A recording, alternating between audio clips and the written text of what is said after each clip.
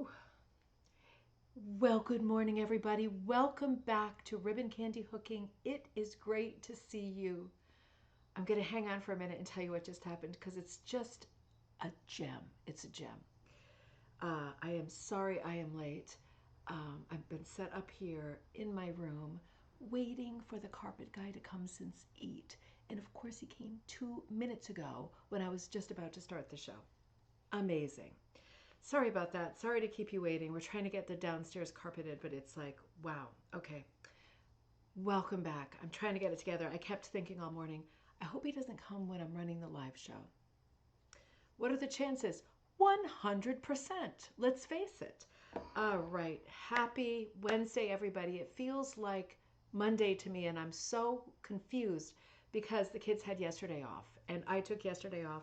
I took Girls' Day and ran around with my friend Sherry. She's one of my friends from my 20s, and we had such a good time. We went to Rhode Island, and we did some antiquing. We were looking for some paintings for her because she is teaching one of those classes where you bring a painting and then you doctor it up to be spooky.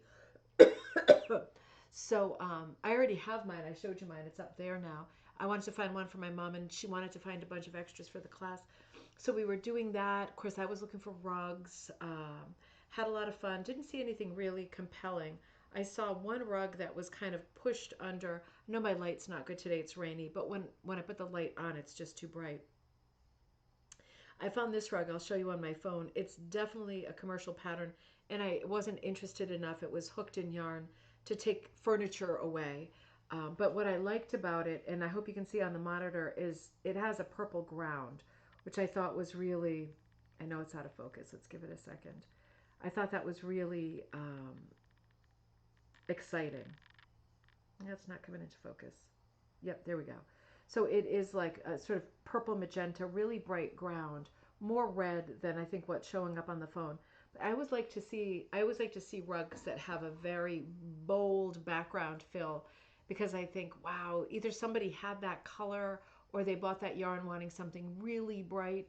But it's quite unusual. It's very unusual to see those commercial patterns with those really wild colors in the background. I didn't see how much it was either. It was in bad shape. It wasn't my thing at all. But we were very light on rugs yesterday, although lots of Halloween decorations, so that was fun. Lots of books that I was interested in, so that was fun. And then in the evening, if you are anywhere near Rhode Island, you know the Grist Mill restaurant. It burned down years ago. It's rebuilt. It's beautiful. There's a piano player in there. They've got these giant fireplaces that probably are the only things that didn't burn down at that time. But it is so beautiful and atmospheric. And we had signed up for a class there and doing a specific primitive painting. Where'd it go? Um, this is the one I did. We all did the same painting, but ours all came out differently. So it's not a masterpiece by any means. But I made some changes while we were doing it. She did a great job because she had about 35 people in the class. And it was very, very dark in this restaurant because it's like a romantic restaurant. So my friend Sherry and I were really struggling. We were using our phones to flash the light, but people were sitting across from the table too. They were like regular dinner tables, and there was no lighting at all. As soon as the sun went down over the mill pond, there was no lighting at all. We were just painting in the dark and wondering how that would work out. But it was a lot of fun, and it got me thinking. I was hoping it would get me thinking about composition, and I wanted to hear someone who is somebody I love and respect, Susan Leach. She was the teacher, and I absolutely adore her. I love her work, and I was really excited and interested to hear her talk about walking through the process of making decisions and making the color plan. And it's a very literal color plan in folk art. But I made some changes as I went along. Like I changed the lining of the clouds to pink. Maybe it's hard to tell. And I put some very flat waves in the water, a bunch of sheep, and like a little pumpkin field next to the house. So it is not a masterpiece by any means, but it was interesting to hear her describe, the different levels. I always say shelves of color, but the different levels working their way up and doing some tricks. It was a lot of fun. So I'll put that up there. It won't stay there. I like my proper. Thanks, Kaz. I like my proper stuff better. I like stuff that other people have made that's really really good. But you know, it was really a fun day. I have to say, it was such a fun day, and it was nice. You know, the kids had this day off for, I think it was Rosh Hashanah. So anyway, Kaz, great to see you, and Cheryl, great to see you. Happy coffee time on this super great day. Lots of rain. I know it. We had crazy thunderstorms overnight. So I had my white noise machine blasting as usual, but it was very hard to ignore these crazy storms. It's been just a few really hard days here. I'm really struggling to, as I figure out, um, you know, I've got my, I love my setup in the studio room to dye wool. I love my setup on the potting bench. I've got 3 burners there now, but they're electric. So I've now gotten in the habit of, because I'm used to gas, and I've got well water here, and we're not on city water this time. I feel like everything is different, and I'm really struggling with color, getting exactly the same colors. So I kind of caved. I didn't want to do anything to do with dyeing in the kitchen because I don't want to ruin this house and give it a lot of wear and tear. I wanted my dyeing stuff to be totally separate. But what I'm doing is I'm heating water on the gas stove in there so it gets really, really, really hot.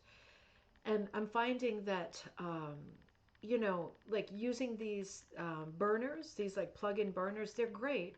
They become hot. I mean, I wouldn't want to face plant on one of them, but at the same time, they're not as hot as like the stove. Like they will never be as hot as the stove. They could be on all day and they're still not going to be that hot. So that's a problem. So I'm kind of bringing water back and forth, you know, like old time, you know, firefighting, and just walking it back and forth up these little stairs, which is like, and I feel like I screwed up. I just did maybe 8 sets. I feel like I've screwed them all up. So now I'm soaking more wool. And time is a real thing because I'm stressing out because I'm teaching the class in person on Saturday. Need to find those supplies somewhere in the house to do the multi-strand braiding. There's a lot going on. So I'm going to keep going. If you're sensing an aura of like not complete brightness today, it's because I'm just overwhelmed with stuff that's going wrong that I have to figure out and fix, you know.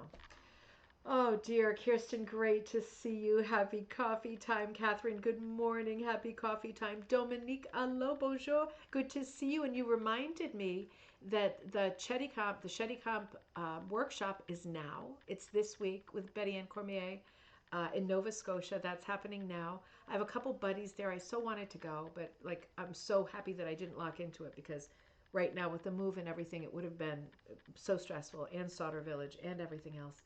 But I have a couple buddies there, so we're going to get some good reports. My friend Linda Ann is there. Karen's there. It might be that I have more buddies there that I don't even know, but we will find out because people are starting to report back about how wonderful that workshop is with Betty Ann. Um, Thanks, Kaz. And Rita, great to see you. Fantastic. Past the kidney stone. Whoop, whoop. I am so glad. You get so much bad stuff. You do not deserve it. You are such a love.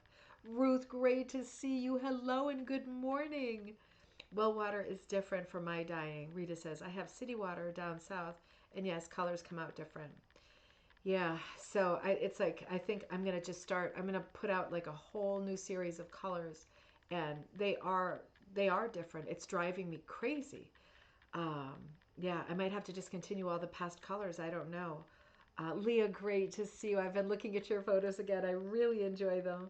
Linda, great to see you in New Jersey. And Ruth says, just ordered the new Magpie. Yep, I think it's arriving today for me, like the huge box of author's copies. I'm sure I will know when it comes. Hopefully they don't leave it down there in the rain now that I think about that. I'll have to make sure that they don't. Linda B, so good to see you on a Wednesday. Yep, we have a little unfinished business, and then I found some interesting stuff that I wanted to report on. So I thought, let's do it. It might not be a full show, but let's see what happens. And great news. Those darn things hurt. That is great news. Judy, great to see you. Definitely water source makes a big difference. As for temperature, I generally put my wool way below boiling point. I sometimes bust it up to boiling point if I'm trying to really pop it and exhaust it.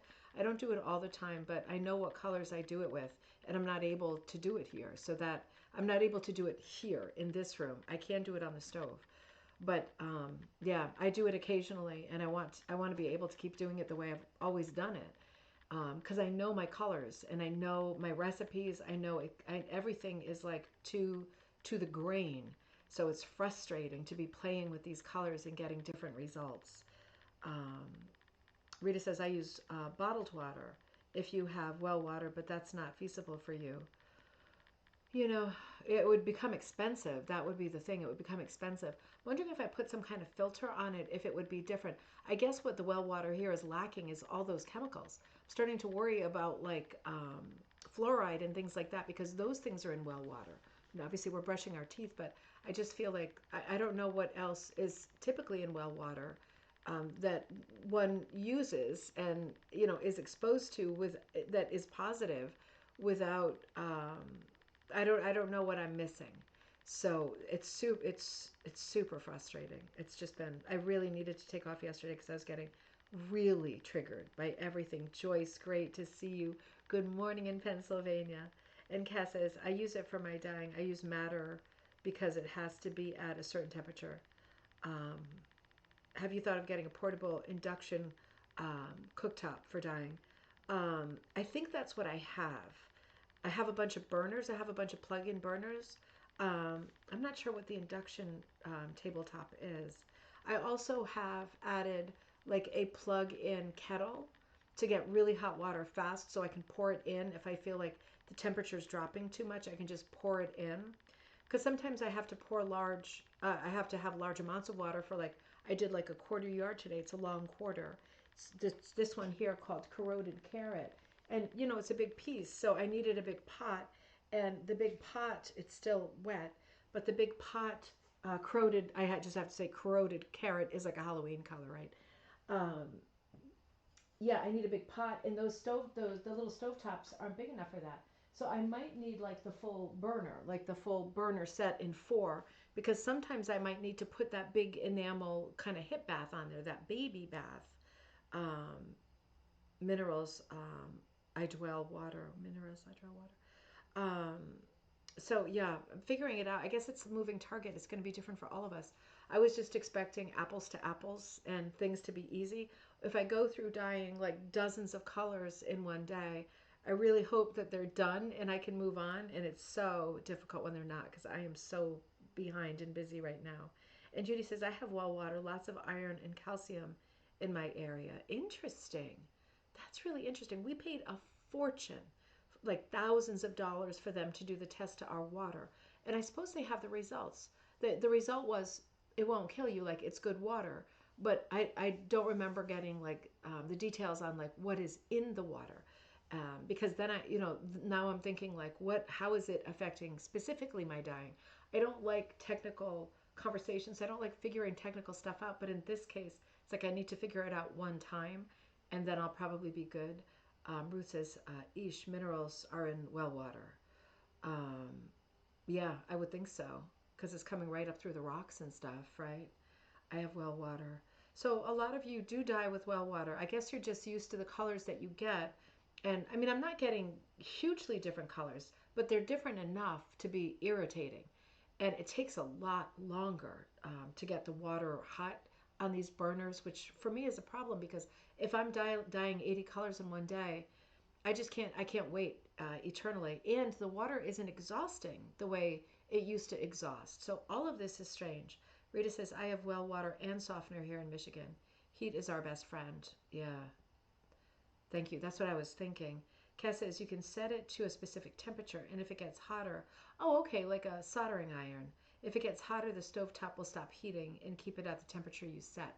See, I say that might be what's going on with these burners. They're good burners, and I feel like it gets it. I feel like it's hot, and then I feel like it turns itself down, and I don't want it to. So I wonder if that's what's going on. I wonder if that's the induction feature to it, because I do see it go. I do see it turn like it's turning itself off, and then I have to play with it to make it like get hot again. I wonder if that's what's going on. I didn't realize that was a thing. We have a gas stove in the kitchen, so that's the reason I've been going back and forth with pans. I might have to figure something else out. I was so happy with this setup, but it really is super frustrating. And I'm worried to keep going. It's only 5 stairs, but I'm worried to keep going up and down those 5 stairs with like hot containers of water. Like what if the handles broke off or I tripped or, you know. Ay, ay, ay. Anyway, let's move on to happier things. I will figure it out. I just don't have the time to. And I wish I wasn't teaching this class this weekend. I'll tell you. And you know what else I can't find is the prototype rug, or rugs plural, for this class. So does that mean I'm going to have to take a whole dang day and make a multi-strand braided rug to bring to the class? It might. I'm really frustrated. All right. So I'm going to come out of this. We'll see. Between like the carpet stuff, this stuff, I was dying right before I came to you too. And I was putting my stuff in sets and going, making this huge long list of things that don't look close enough color-wise and going, ooh, triggered. All right, so let's come back over here. I have some interesting stuff for you. I have some great stuff for you, actually. One of the things makes me very happy. It's this thing. So let me pull up my notes because my buddy Kathy Lynch sent this morning from New Hampshire. She is in the, and she sends the stuff a lot for gallery night. She is in the Woolen Magic Guild. Woolen Magic, White Mountains Woolen Magic Guild. That's the name of the guild. She's fabulous. This is not her pumpkin. This is Nana Melvin's pumpkin. But Kathy sent me a photo of it because it won, let me see, let me read the email. It won first prize in the challenge. They do like a guild challenge. It won the first prize for that challenge, and it is one of my sugar skulls. Oh, it's on a pumpkin. Oh, I see, it's like a mask on a pumpkin. Sugar skull pumpkins. I didn't even realize that. Isn't that funny? This one is the one that I put out, I think, for our group. I think this is something Von Tassel. What was the name? The Sleepy Hollow. What was the character's name? Something Von Tassel. That's this one. Anyway, I think I put this out as a free pattern in Ribbon Candy Hooking in our Rug Hooking and Punch Needle Club on Facebook. I'm sure that's this pattern because I see so many tassels. But I love how it is wrapped around a real white pumpkin. It's a great blank canvas for this. Sorry, I still have this tickle cough. And I love the sort of purpley black roses. That is so Halloweeny, and she looks really pretty. I just love this. I thought it was such good news. I was right in my bad place, and Kathy sent this, and I thought, all right, well, that makes me happy for sure. Super congratulations to Nana. This is really a beautiful piece. You did it perfectly, and I love the colors. It's just gorgeous. Now, let's come back to our rugs, and I want to make our way to some Canadian rugs, but I want to look at the last two rugs from the show that we've been kind of chipping away at. This one is, now hang on. Okay, wait a minute. Okay, this one is located in New York City. This is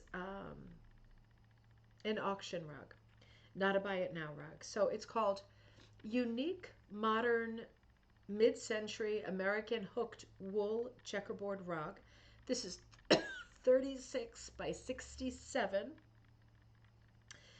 This is the same seller that we looked at the end of the last episode with a blanket that had army greens in it, like the triangles, and then the wild hit or miss in Art Deco style. Katrina, thank you, Suze. It is Katrina Von Tassel. Thank you so much. And hello, good morning in Kansas. Great to see you. So this rug has an estimate. It has one watcher, and it might even accidentally be me. I'm not sure because I was reading it and going through it and everything. So the estimate for this rug, and granted it's a large rug, is $2,535 to $3,296, and it starts at $100. Well, that part's good news, that it starts at $100 part. That's a crazy amount of money. I don't know how they must be calculating, but if they're calculating like square feet or inches, it's very strange because they are choosing to embrace the technical measurement over common sense. Like just say 2,000 to 3,000 if that's what you want for it. It's going to be hard to get that for this. It is a nice rug. It's a geometric rug. If you're thinking there's something wrong with my screen, I got to say, one of the best things about this rug, there is nothing wrong with your screen. And if you're thinking, well, I'm looking at that center checkerboard and it's doing my brain in because the colors are wrong. Actually, those are completely correct. Those are the colors. Look at the floor behind it. There's nothing wrong with the photograph. The colors have changed over time and they have kind of melted into these weird dark colors. And the gift here is that you are able to see the hooking quite clearly, the original hooking. This rug is described as unique mid-century modern. Transform this drives me crazy too, I gotta say. Transform your living space with this unique American hooked checkerboard rug featuring an irregular checkerboard pattern. Looks pretty regular to me, I gotta say. Handmade from high quality wool. This one-of-a-kind piece embraces the charm of mid-century design. Measuring 3 foot by 5 foot 7 inches, it adds a stylish touch to any room. We will be the judge of that, won't we? Pre-owned and in good condition, this rug showcases the craftsmanship of the 20th century. Yeah, it might even be a 19th century rug. It's a really unusual rug. Let's look at it a little bit closer up, because when I looked at it, I thought, I'm not going to put this in the show because the color in the photograph is so bad. But you can see here, it's not the color in the photograph. It's really the way that the colors have played out over time. So there is a lot of color shift, which makes me think it's quite an old rug. I don't. If there were lots of stains or it was roughed up, I would attribute that to age and say, okay, well, it's really roughed up. It's sometimes hard to tell when it's so roughed up and the edges are so bad. But when there's this much color loss, that's something only time can do. So interesting. I would be willing to guess it was older than. Well, it's definitely to me not a mid-century rug. I would say it's like in 1880s, 1890s rug would be my first thought, and I would think it's no later than like 1920. Not with this much change. Now there are some unusual colors like blues, purples. This is probably indigo dyeing. It could be that it has been whipped, and I think it has in more modern times. So it could be that there were some changes made in more modern times. It could also be that the rug was added to in more modern times. But that central part, to me, sure looks old. Let me see if I have some more close-up photos of it. Really interesting. We're seeing a mix of, somebody seemed to have a lot of light white, kind of neutral. And besides that, it seems to me like they weren't sure they had enough of it to do something really graphic and white. So they seem to be introducing in each square, starting in the center, with like another color just to get like the mileage, right? Just to spread it as thin and as far as possible. And I think, wow, that's really interesting. I kind of do feel, I don't know. I wish, let me see if we can see the back of it. I'm not sure. I wish I could tell whether it was a new rug or an old rug. The purple strip around it is in such good condition. That's really confusing me, I gotta say. It's in really good condition. The presence of that purple color, and yes, it could be like indigo doing like a hybrid thing. It absolutely could be indigo. But the green as well is an unusual color. I'm wondering. This rug brings up a lot, like so many rugs we look at, a lot more questions than it answers. Let me see if there is, nope, not yet.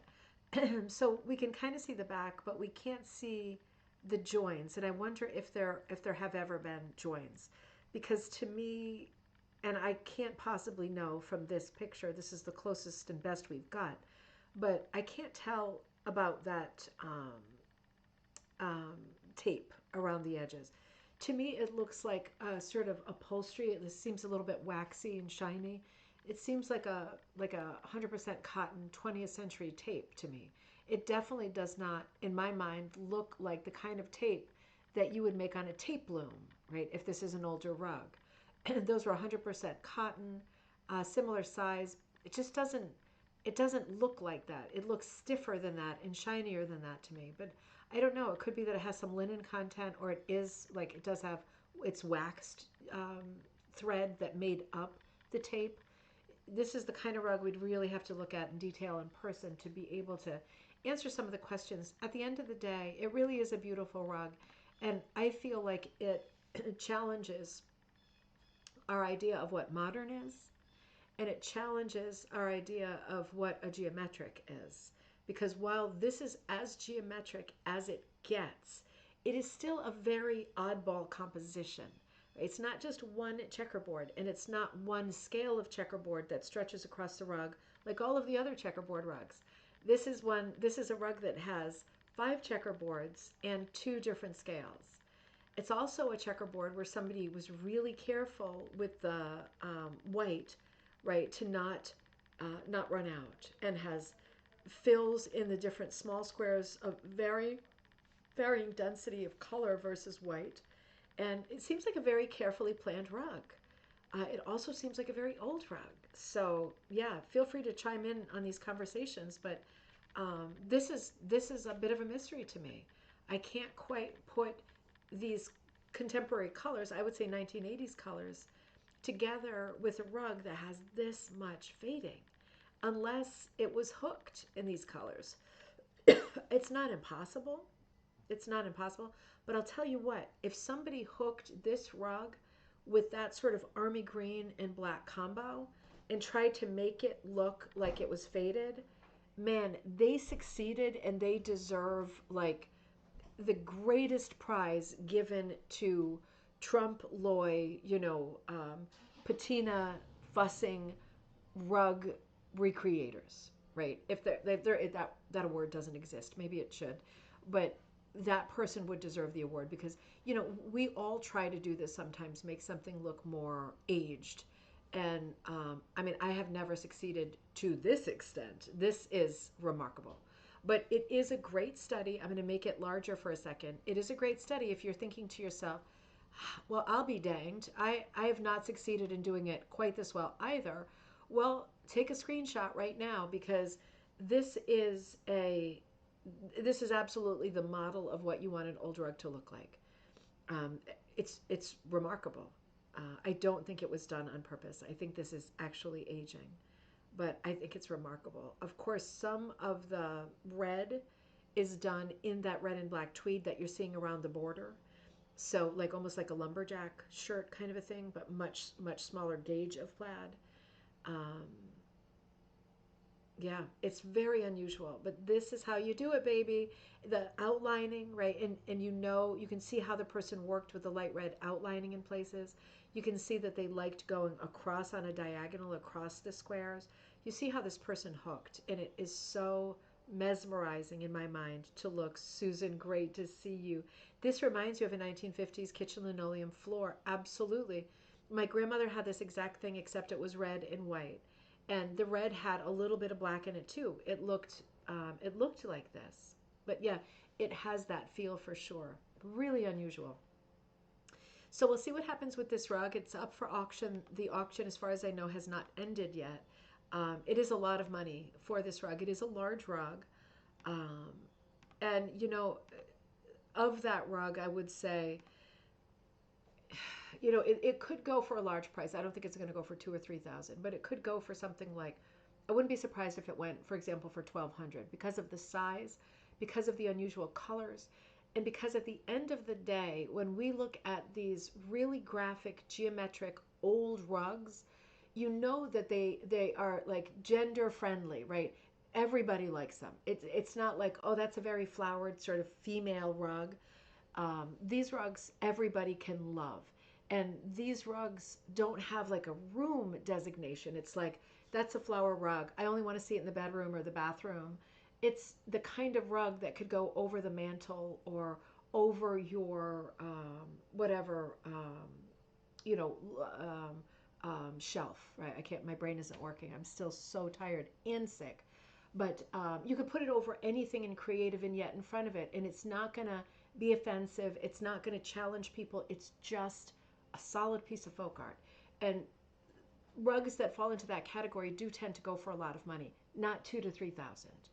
But unless we knew who it came from, like for example, if it came from a famous collector, and we go, oh, I know the other rugs that person has collected, and who? Well, knowing who if you don't know who made it, you might know, or you could know, depending on the auction, who it came from. Because depending on who it came from, if it came from a collector who had like fabulous eye, known for their textile collection, then you can kind of piggyback on on the assumption that they thought the rug was good enough to buy, right? And for me, that's usually good enough.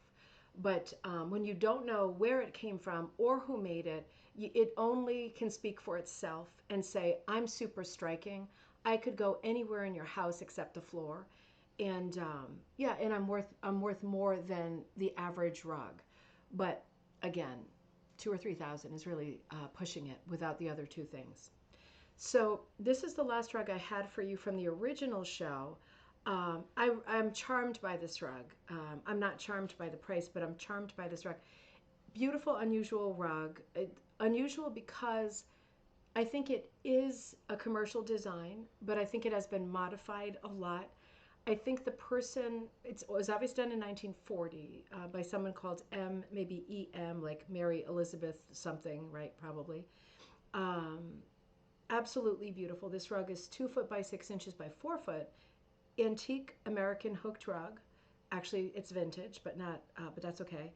Antique American hooked rug, circa 1940. Hooked rug.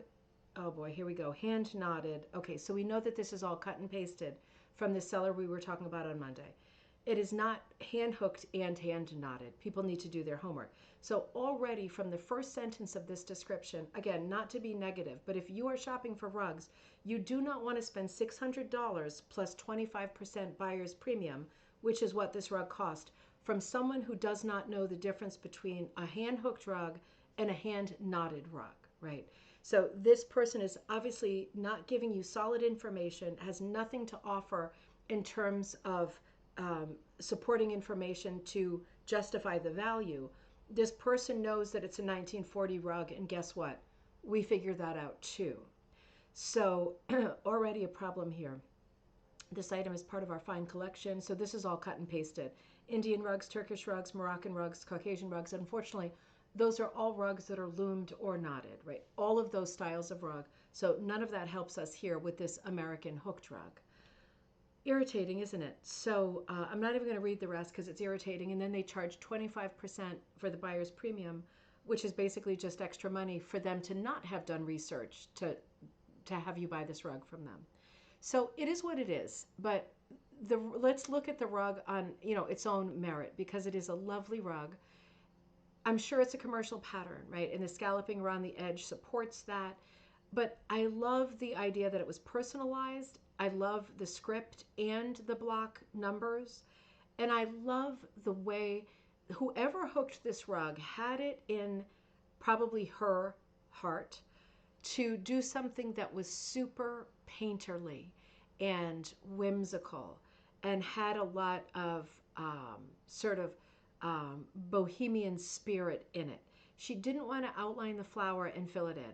She had, and I'm saying she as a placeholder, right? Because the landslide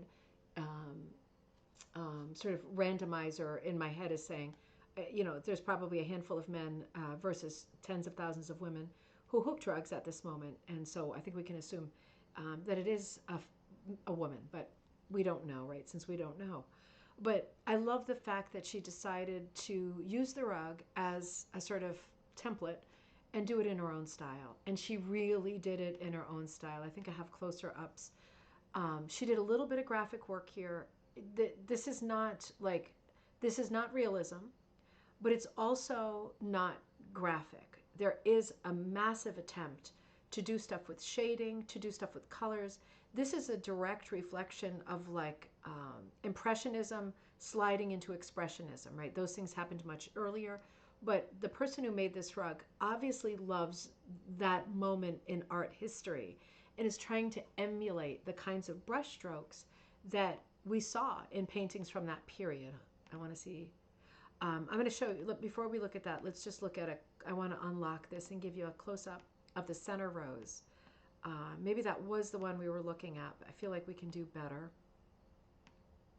Taking you for a ride. And look at the leaves. Like, they're really well done. The fact that the leaves have highlights is stunning because she knows how to outline. She's doing some outlining. She's outlining the sort of coral border, right, outside of the black and before we get to the heathery print. She understands highlighting and she understands outlining. and she's very good at it. I would say the center flower is so imperfect that it is stunning.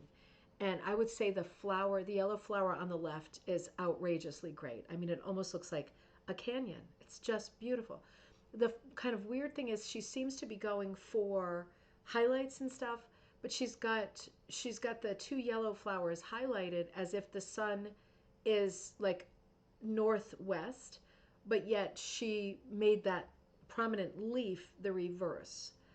It's being lit from underneath. So there's no realism here, but there is obviously an attempt to experiment with an art style that was probably a beloved art style, trying to add in strips here and there, flecks of color, very much in the leaf, particularly in the style of the Impressionists. And I think it's super successful. I think it's absolutely gorgeous. Do I think it's worth $600?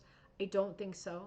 I'm sure it's a commercial pattern. It's beautiful. It's not an antique. It's 1940, but it's beautifully done. It looks to be in a narrow cut, probably a 3, 2 or 3. I would say 3.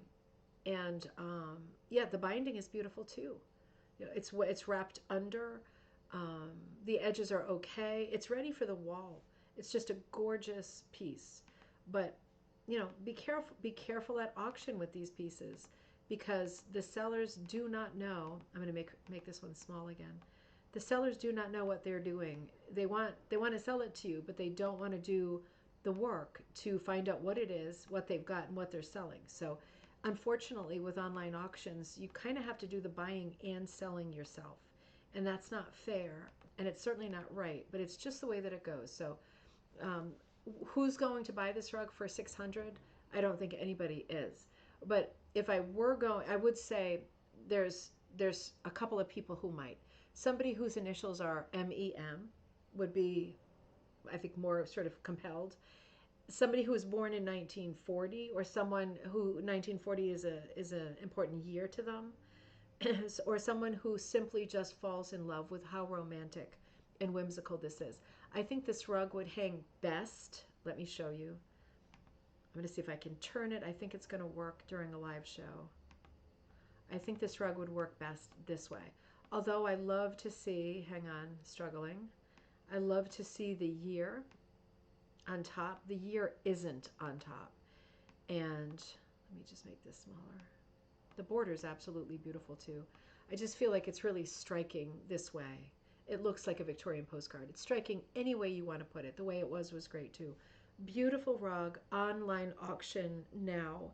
I'm sorry, it's not an auction. It's buy it now for 600. I don't think this one had any watchers. But of course, if this person doesn't know that this is that hand knotted and hand hooked are opposite things, then this person also doesn't know that this is a commercial pattern. So, oh well, we're going to move on because I found some other interesting stuff that I don't want to omit. Let's see. There we go. So, as you know, I get woken up in the morning by some alerts on my phone that help me keep track of auctions. Not so much because I want to do my best to show you as many things as I can that are interesting for us and help us understand the history of rug making better, all of us. So these rugs popped up, and these rugs popped up from a Canadian auction house in, I think, Ontario called Miller & Miller. So this is a good auction house. Their buyer's premium is 23%. That's still extremely high. 25 is about the highest. 23 is still extremely high. They're a reputable auction house. These are beautiful rugs. I think they're important rugs. So this one is, the description is as such, a colorful hooked rug with a central beaver image surrounded by 4 birds, 2 rabbits, and a dog, and a partridge in a, just kidding, all on a salmon orange background within a gray border. Adding to the contrast, each figure is outlined with yellow wool. The rug has been rebacked long ago with an old repair to the left dove. Some border fray and losses. This is from Quebec, early 20th century, 21.5 by 40.5. And again, buyer's premium 25%. So let me see what else I can tell you about this rug. Hang on. Um, I want to look at it together, of course. So it starts at $25 Canadian. Right now, that's $18 American. The estimate in Canadian is 400 to 600. Again, Canadian. It has one bid, so it is currently at $25 Canadian. There are 9 watchers watching this item, as there should be. This is absolutely amazing. What is going on with this rug? Well, this is like, in my mind, as close. If there was like a, does Canada have an answer to Magdalena, Bryan, or EB? Yes, it's this rug. So if you like the style, you should get the rug. This is the classic Canadian character, the beaver, on this beautiful ground. Such color. I'm assuming that the colors were all a little bit closer together originally for a more cohesive background. It's absolutely stunning. The amount of neutral that we have going on here. Who cares about the older pair, right? This is outrageously great.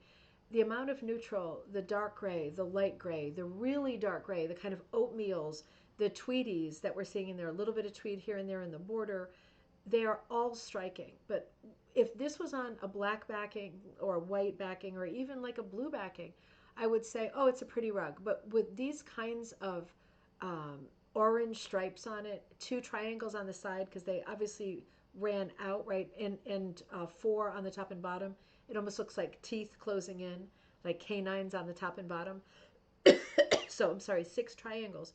And you can see between the birds and in the corresponding spot in the bottom, they did run out of color. So they ran out of the background color, and that makes it even better. The way that the bird's top wings touch the border into the scallop, right, it makes like a scallop shape. The way that the tails touch the side border, the way that this is all outlined in yellow. Oh my God, the way that some of the animals' eyes are red, right? Well, bunnies sometimes you see with the red eyes, but beavers, I don't know. Such a good touch. The silhouettes are so folky and clunky, and they are brilliant. That tiny dog at the bottom doing his Magdalena part and sitting there being completely out of perspective and a little dummy, just sitting there. Great silhouette, totally wrong scale. And why not bigger, right? Why not bigger? Since it seems like they were running out of the background color. Maybe they didn't have any more of that color either. It is brilliant. Susan, yeah. And Leah, Leah, you're Canadian, right? I feel like a Canadian person should have this rug. I mean, I would love to have this rug, but this is, to my taste, like this is one of my favorite Canadian rugs I have ever seen, and it's very low at auction right now. So something to look at. Look up live auctioneers or go straight to Miller and Miller. I thought so. I remember, Leah. It's just there's something so special about having something that is from where you're from, and that's the reason I'm always scouring New England for New England rugs, because I have extra love for them because I can relate to them, and I feel like I already have a relationship with them because of location. Same thing in Canada, but we don't see as many Canadian rugs at auction. So this one Miller and Miller auction having I'm going to show you, I think, 3 rugs, maybe 4, but there's others. So it's worth looking up Miller and Miller or looking up live auctioneers and checking the rugs out. You don't have to do it right now. The auction won't close until the set time, and I don't know that off the top of my head. Let me see if it tells me in the thing, actually. Maybe I can figure that out. October 11th at 9 a.m. So yeah, so you got a little ways longer if you're interested in these. But yeah, absolutely amazing, isn't it? Let's look at it a little bit closer up. And you can see the sort of rough housing that went on in the border. You can see that there was a repair to the bird at the top left. I don't think it matters at all. This should never go on the ground again. This should be mounted properly on a wall. It is so striking. The colors are so mellow and beautiful, and there's so much variety. It's a great reminder. Oops, not yet. It's a great reminder of how effective neutrals are. These are kind of all oatmeal-y neutrals. No stark white, no stark black, no solid brown, no solid gray. They're all kind of mixy-mixies. And let me see if I can make this one a little bit bigger. I'm wondering if it's yarn, right? Because that would make sense if it was like straight from the animal. It doesn't look like it. It looks like it's hooked. Wait a minute. Let's see. No, it is yarn. Yep, that looks like yarn to me. So some of these neutrals, like the browns and the grays and the white, could be straight from the animal. And then maybe just the background is over dyed. And maybe the black eye. Oh, the yellow as well. The yellow would have been dyed. You know, these could be dyed with natural dyes. The orange, the yellow, this all works for natural dyeing. These are the very colors that you get, right? Isn't that gorgeous? Like, really, isn't that gorgeous? Good luck to anyone who's going to go for this rug. Um, that's what I would like to aggressively go for, but I'm not going to. Some of these, again, are, I feel, just Canadian rugs, and they should go to someone in Canada who is so in love with them. Now, here's the next one. This one is described as Maria LaPlante Joyal, Joyal. Does anybody know that name? Maria LaPlante with an E, Joyal, like royal but with a J. Um, I don't know that name. I would love to know. I would love to know the name because oh my God, look at this rug. I mean, again, does Canada have an historical answer to um, Mercedes and oh, what was his name? Mercedes and oh God, where's my brain? I hope that once I start feeling better and a little bit less sick, James, my brain is going to work better. I hope this isn't permanent brain damage or something. Um, does Canada have an answer to James and Mercedes Hutchinson? Yeah, I think it's Maria LaPlante Joyal. Absolutely amazing, this is. So, again, this starts at $25. I'm just looking at my phone because I recorded all this with a screenshot. 3 bidders are watching this. That's it so far, but it just was listed overnight. Also ends on October 11th. Same thing, Miller and Miller. Estimate 800 to 1200. I think that sounds right. I think it might go higher than that. I think they both might go higher on that than that, to be honest. Miller and Miller is in New Hamburg, Canada, and they have almost 6,000 followers. So look out if you are really sincerely interested in these rugs because that's competition, right? So the description on this, very well done descriptions too. A hooked rug by Maria LaPlante Joyal, who lived between 1901 and 1986, entitled La Croix de Chemin, which translates as the Wayside Cross. Um, Sorry, I'm just looking. I'm going to come back to that. Let me finish reading this. I thought this was like a Jewish reference, but maybe it's not. So, the Wayside Cross, showing the cross with a rooster at the top and a family in prayer. Note the blue diamond door on the garage and the French flag with horizontal bars instead of vertical. Okay, yep. Um, Good condition with some frays and minor border roughness, minor repairs to the man's leg and the outline of the garage. Strong color. Quebec, circa 1970. It is 24.5 by 42, and again, buyer's premium, 23%. Um, okay, Shema. Okay, yeah, sorry, I think I'm crossing with Shema. Shema. That must be the place with the crossroads with this cross and people praying. So we're not seeing a church in this composition. It is absolutely unreal how pretty this is. It is so folky. I don't know this place and I don't know the artist, but I will say there are some touches just looking at this view that are phenomenal. Um, Judy says there is one piece by her at the Canadian Museum of History. Ooh, interesting. Judy, that's interesting. If you have a screenshot of it and you're able to send it to me, do, and I'll share it with my phone on the screen. No pressure. I think this is just an extraordinary piece. I love the composition. This is folk art at its best. At its best. So we are seeing a lot of flat figures. We're seeing some storytelling here. It looks like people coming from church, possibly people praying. Honestly, I first thought that the kids were playing a game on the ground like marbles, but I'm probably wrong about that. I love the fact that there is no horizon line. There is no attempt at grounding these houses, but weirdly, there is an attempt to put stairs under them. It is just charming. It refers to a place, it refers to a morning, and certainly it refers to a time in history. The style of costume, the fact that the woman is holding a handbag, which these days is very rare, and the very, very subtle coloring in the background under the wayside cross, um, and the fence that is running along underneath. Interesting. Um, Drapeau des Patriotes, the patriotic flag, the flag of France, right? Does that refer, Dominique, to the French flag, the blue, white, and red? Um, so beautiful. I love the bushes behind the houses too, how they look like squiggles, like Matisse type squiggles. So beautiful. I'm just looking at the shapes. I'm looking at the body of the horse. I think it's remarkable. The carriage is very small, but behind the horse, which is so perfectly folky. Let's look at it a little bit closer up because there are some great close ups of this piece.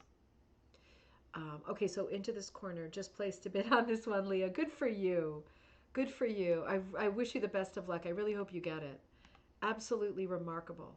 So over on the right, yeah, I guess the kids are praying. Seems like an inconvenient place to stop and pray, doesn't it? The kind of the street when people are walking towards you, but who knows? Who knows? Different customs and traditions. Looks like it was prominently folded for a long time. You see what I mean? The vertical. So, that needs to be unfolded for a while, but that might stay. Wool has a phenomenal memory. That might always be there. I don't think it takes away from the composition. I didn't notice it when I was, let me see if I have one more. Yeah, I didn't notice it when I was looking at it the first time. Colors are striking. It's not a particularly old rug, right? So they should be striking. Judy says, I sent an image to your email. I believe it's 1970. Interesting. Okay, I'm going to go for that. I'm going to go for that. This is 1970. And let me see what you sent to my email. I want to share that. And I want to share.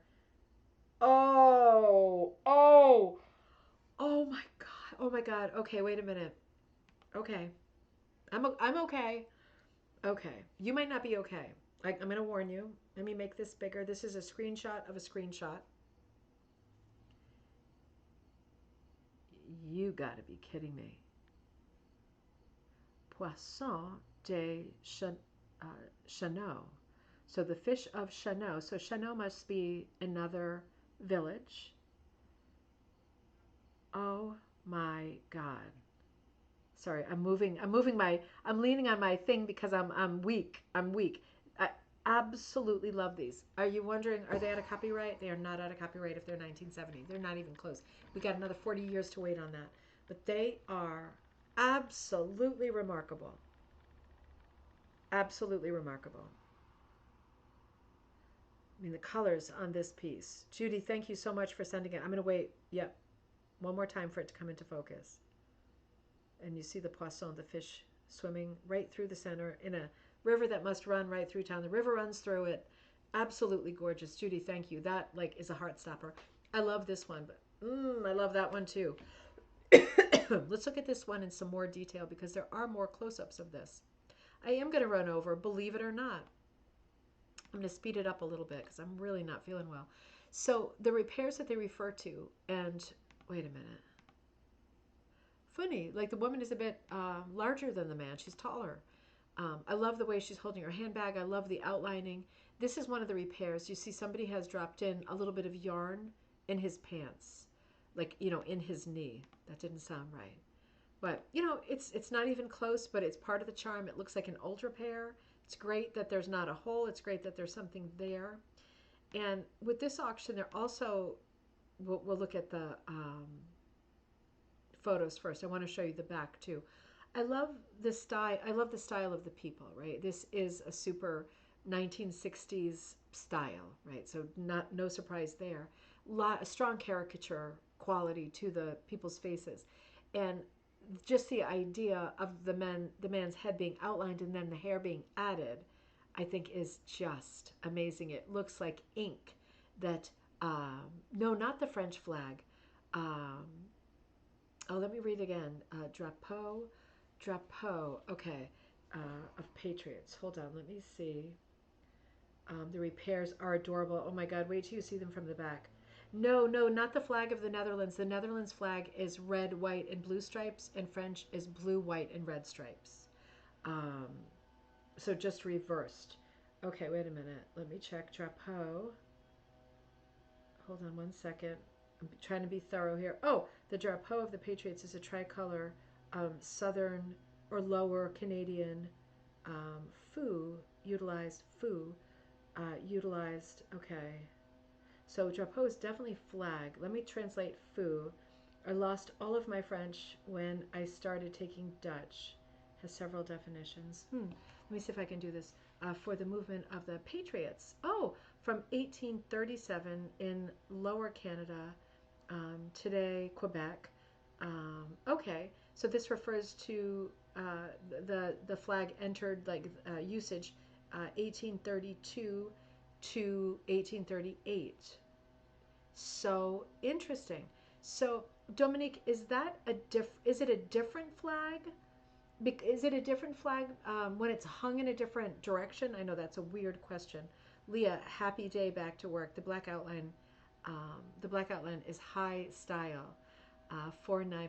I agree. I think it's so sharp. It gives it. That's okay. I'll look it up. No, that's okay.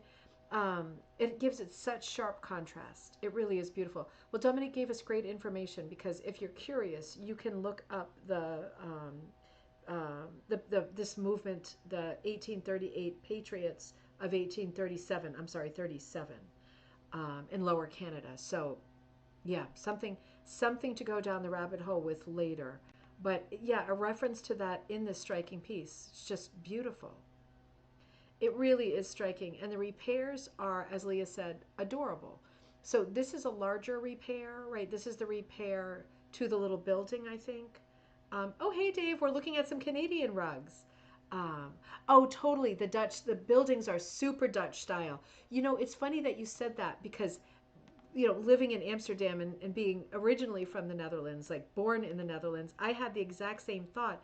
And I thought, maybe they also have them in France. I just don't, I'm sorry, in Canada, in French Canada. I just didn't know.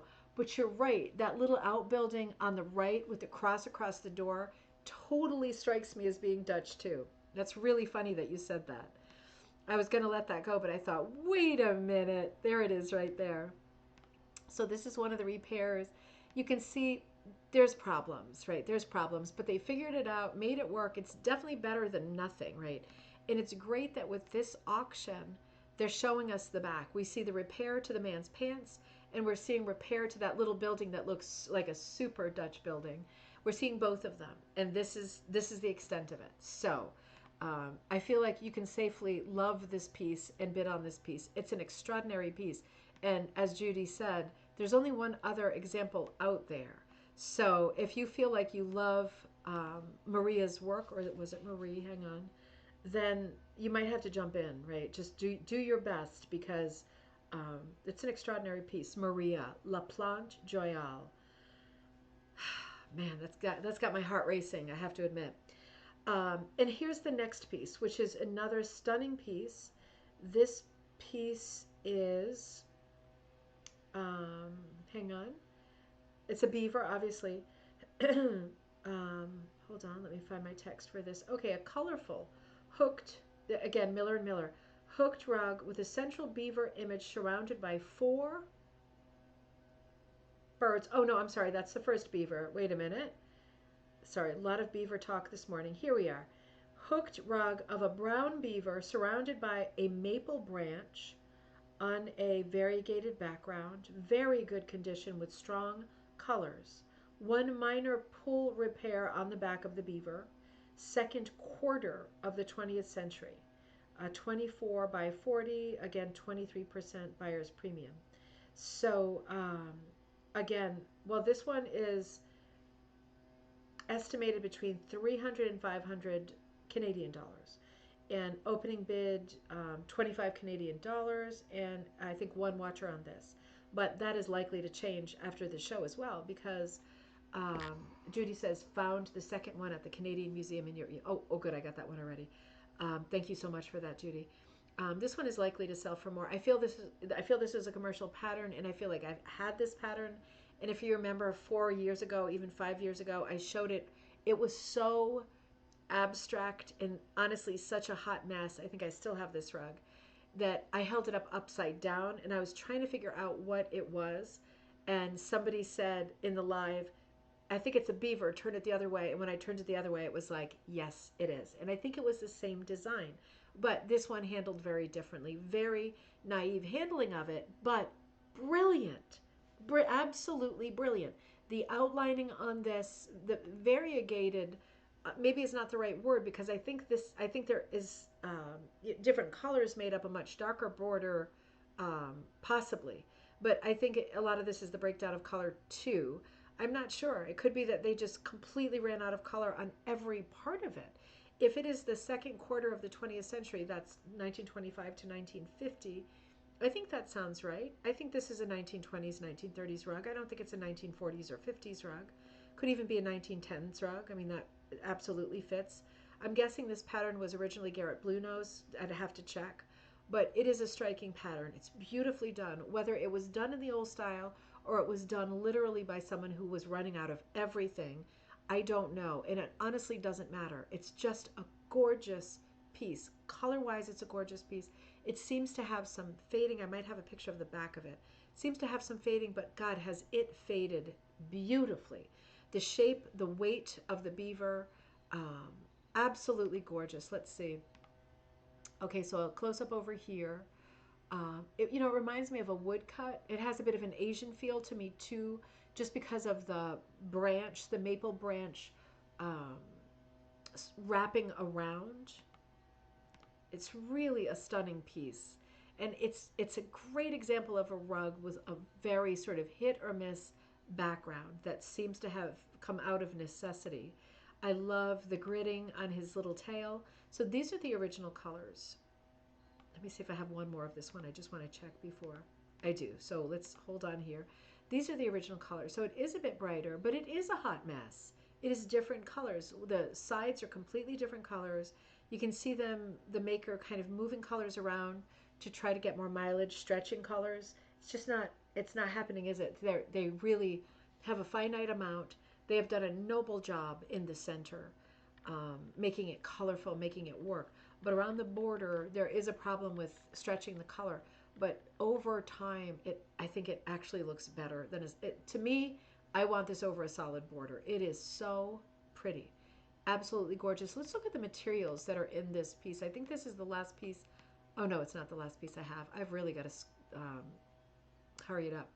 And so this again to me looks like a combination of things. This to me looks like pantyhose and yarn. Possibly wool, although I'm not seeing any. I'm seeing that the beaver is yarn, and I think the rest is pantyhose. So really striking. Also, I'm seeing tails on the back, which is fine. I'm not seeing all the tails on the back. I think every loop counted with this rug, and being able to see the workmanship this close up, absolutely amazing. Also, all of these rugs right here, right at the end of the show, all of these rugs are Miller and Miller auctions.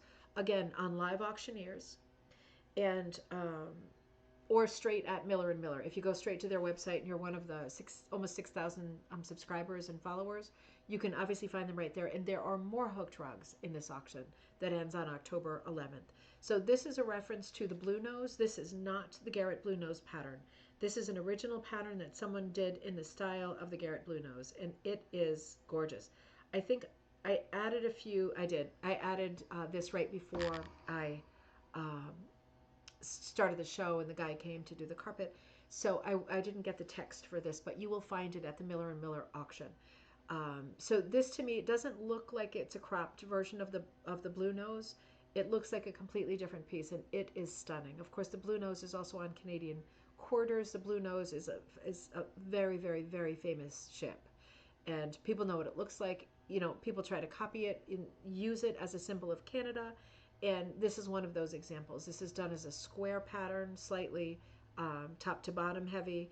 It's got gorgeous teal green sea with patterning in it, some sort of faded directional hooking in the sails. There might be a loss of contrast over time, but it doesn't matter. It is so striking. the detail of the boat, right? The striping in the boat, the little red border that's underwater, the Canadian flag up top. I mean, this is just stunning. It's just stunning. And like all of the rugs that we're seeing in auction, maybe with the exception of the La Plante rug, because it was like, more of a cartoony scene, the beavers that we've seen and this one are the kinds of rugs that you could hang anywhere, right? And small black border, very much in the style of Grenfell. I'm not saying this is a Grenfell rug. I don't think that it is. Although, I didn't even think of that before I went live. Hold on. I'll make the next one stretch out a little bit more. Let's just be sure that the whole thing isn't pantyhose. Color-wise, it doesn't look right, but the detail in this is phenomenal, isn't it?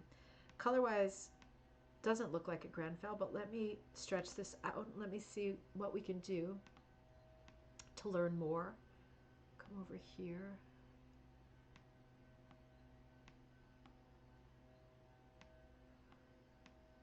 Huh. I'm gonna do even more. Huh. Okay. What do you all think? Looks like wool to me. Yeah, I think it's wool.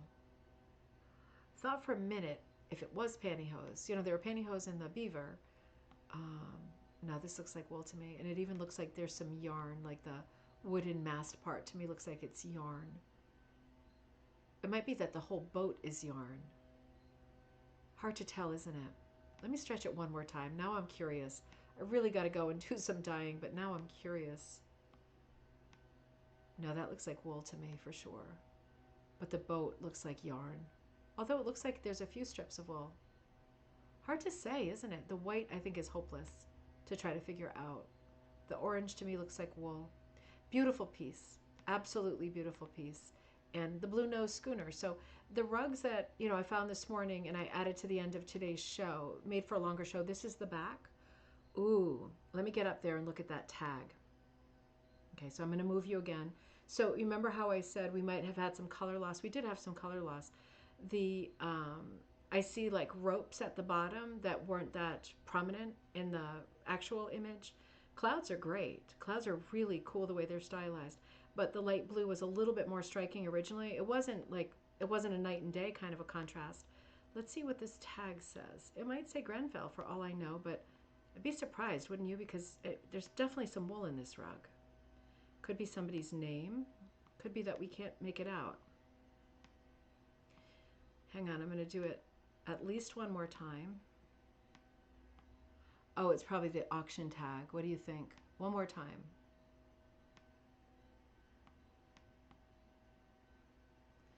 $19.98 or 95. Yeah, well, it's definitely not a Grenfell tag. Let's see. One more time. Huh. I can't really make it out. Because it looks like it says 1990 or something to 1809. But then again, I can't see anything. Could be the auction thing. Although, no, it can't because it's sewed on. I can see the stitching. I don't know if you can make that out. Go ahead and put it in the comment. Be real curious. Oh boy, I'm falling apart. So, all right. So let's see how it goes. I've got to finish. I've got to re-dye a bunch of stuff today. I've got to make that multi-strand rug, and I've got a couple of orders I just have to get out. So it's gonna be a crazy day for me. I'm thinking about what I'm gonna do on Friday. I got to figure out if you've got any ideas. Found one you haven't seen yet. Ooh, is it in that auction, Judy? I might hold on to some of them. I know there's others in there. I just didn't have the time today to put them in, and also it's 12/12. So if you have ideas for the Friday show, I could use ideas because I'm going to be pedal to the metal, getting orders out, re-dyeing stuff, and getting ready to teach on Saturday. So I hope to do a Friday show. And Judy, no. Oh, Judy, send it, and I'll add it to Friday.